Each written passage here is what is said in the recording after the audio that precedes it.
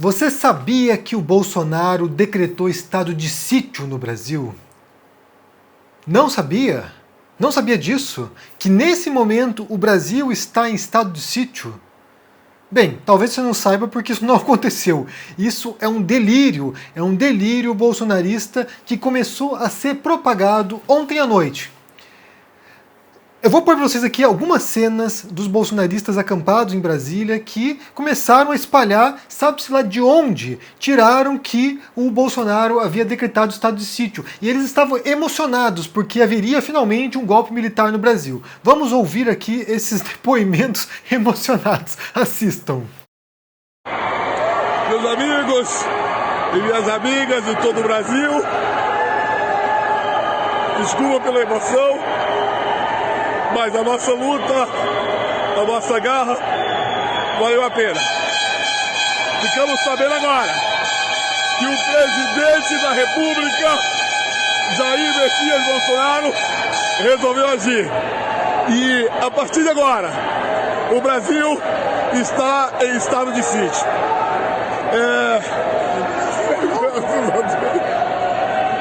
Desculpa.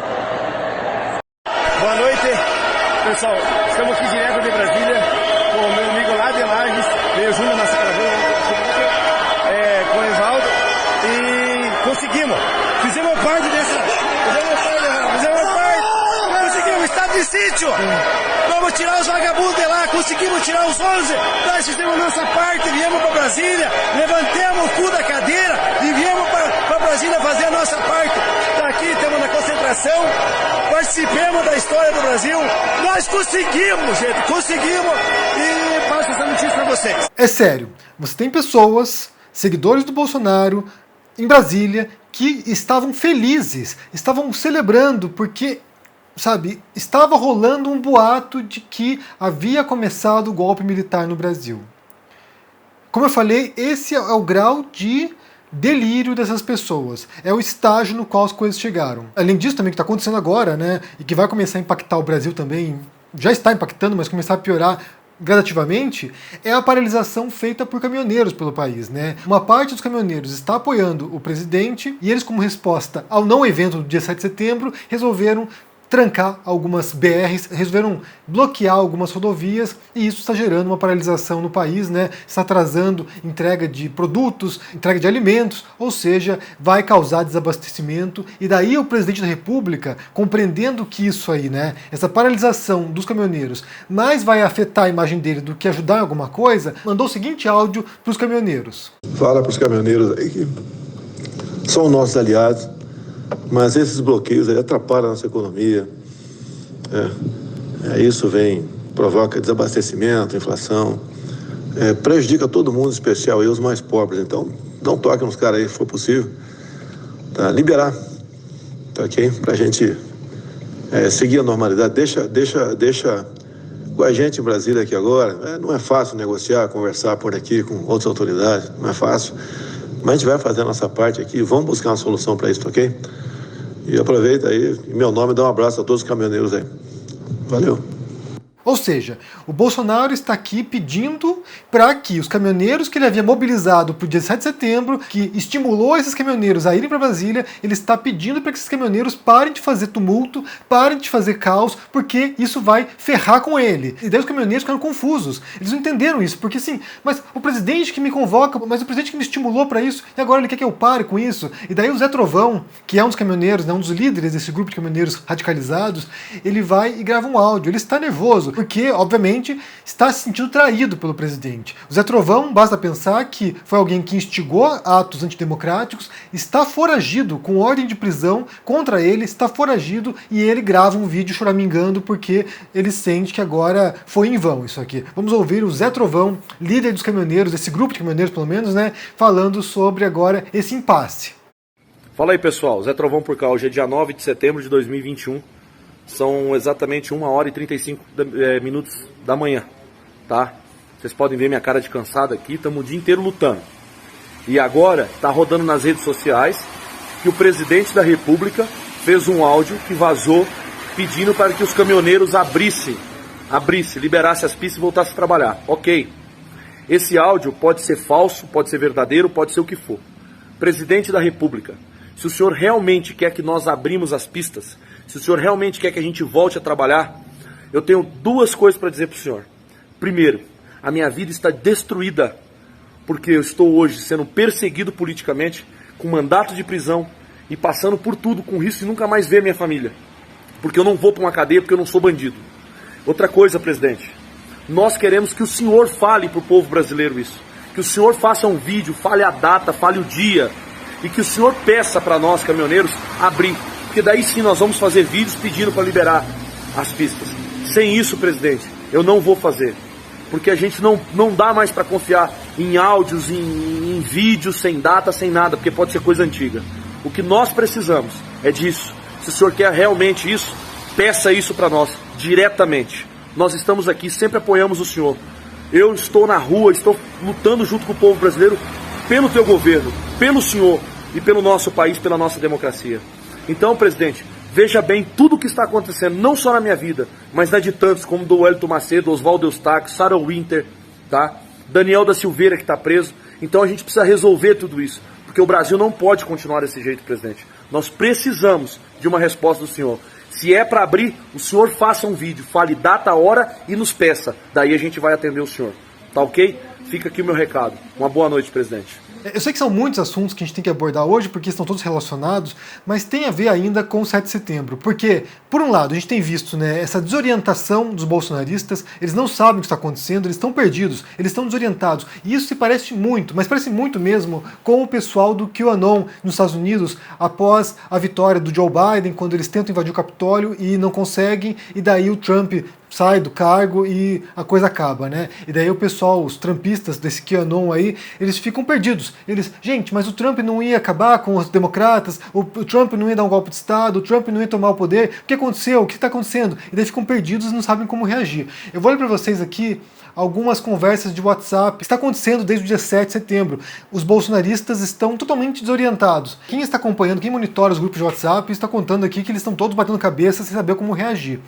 O fato é que, como eu falei, a história não acabou. Eu falei ontem isso, a história não acabou.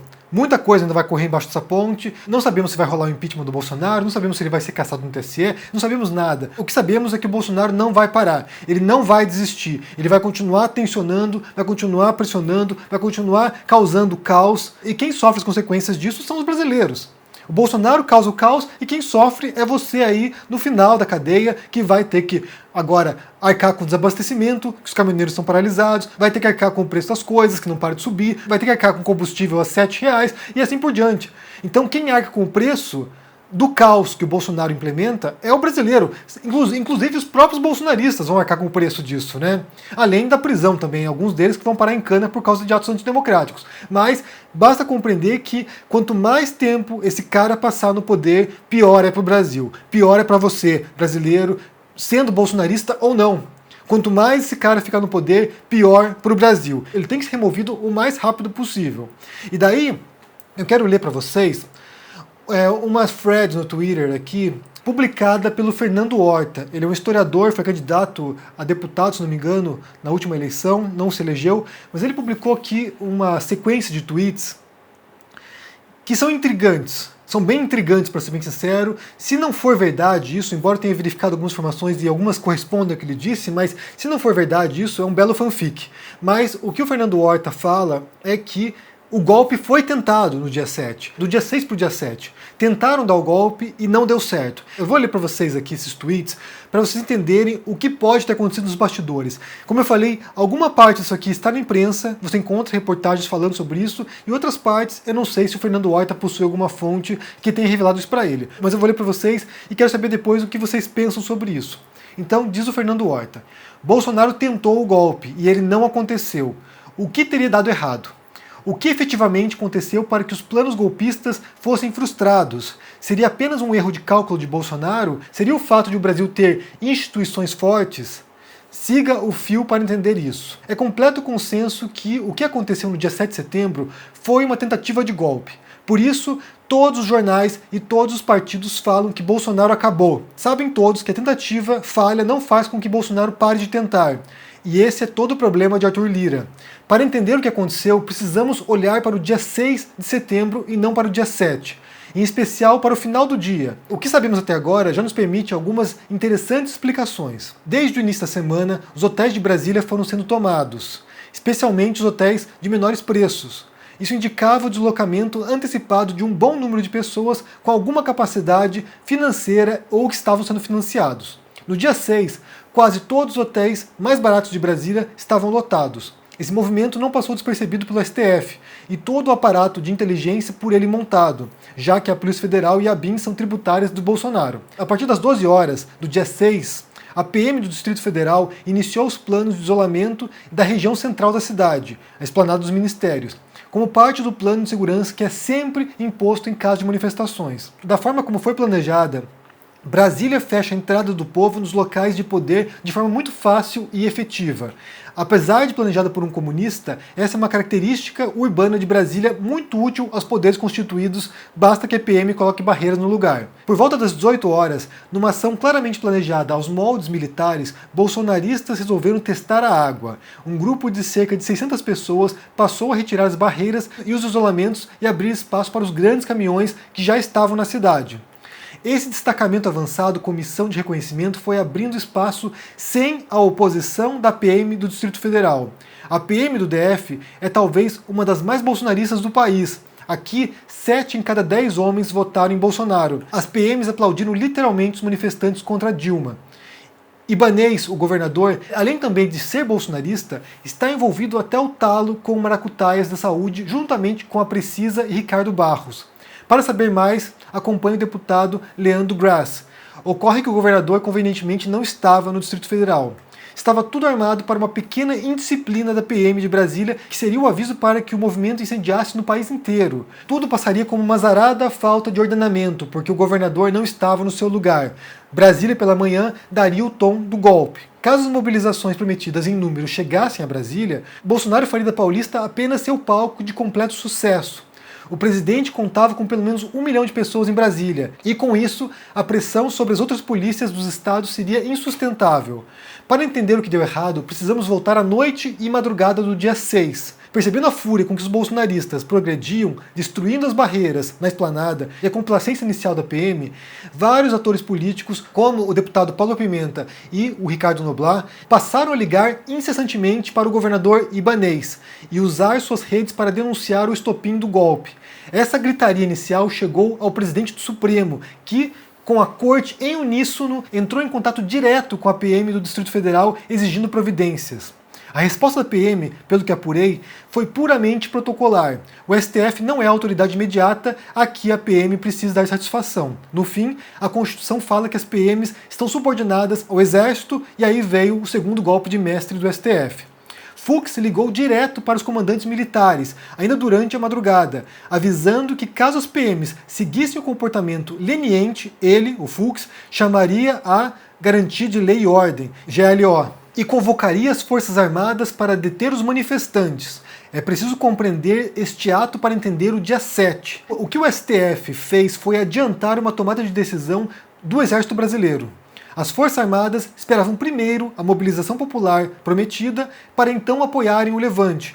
Estavam naquela madrugada, portanto, aguardando. O STF, contudo, exige uma posição imediata do Exército. Do ponto de vista do STF, a ação era simples. Negasse o Exército a ordem de Fux e o golpe estava consumado. Não haveria necessidade da pantomima do dia 7 de setembro. Por outro lado, ao adiantar a tomada de decisão, o STF elevava exponencialmente o custo dessa ação para os militares. Na prática, tivesse os militares desobedecido Fux e no dia 7 as manifestações flopassem, dessem errado, os comandantes militares seriam processados por insubordinação e sairiam culpados de sedição. O preço era alto demais. A exigência da decisão, ainda no dia 6 de setembro, quebrava o plano bolsonarista. No meio desse imbróglio todo, duas figuras trabalhavam. Por um lado, Alexandre de Moraes, de posse de informações de inteligência, mapeava o financiamento dos movimentos e bloqueando as contas certas e as chaves Pix, asfixiava os financiadores de Bolsonaro. Muitas caravanas de locais perto de Brasília não puderam sair por conta do dinheiro. O resultado foi o pífio número de apoiadores para que Bolsonaro fizesse o que estava planejado. Como era possível ver em Brasília, tinha muito mais carro do que gente, segundo o Rodrigo Pilha. O outro ator que em silêncio agia era o vice-governador do Distrito Federal, atuando diretamente com as PMs.